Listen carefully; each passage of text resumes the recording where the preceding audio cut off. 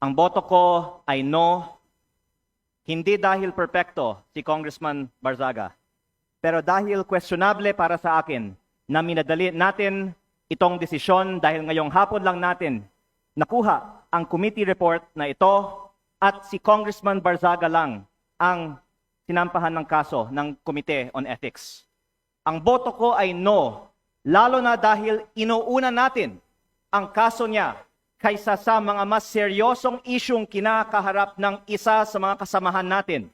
Isang kapwa kong Batanggenyo na nandito ngayon na bumoto sa kaso ni Congressman Barzaga.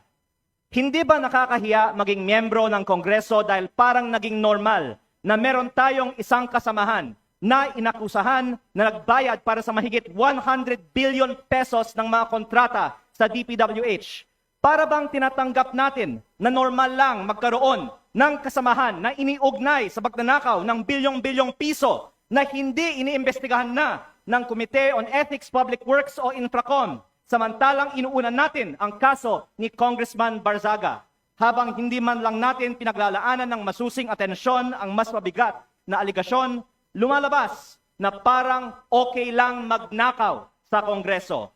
Nakatala na sa kasaysayan na sa gitna ng matinding kontrobersiya sa korupsyon, ito ang inuna ng Kongreso at parang lang walang mali sa ginagawa ng isa sa ating kasamahan at tayo mismo ay ngayon sumisira sa imahe ng Kongreso. Mahiya naman tayo.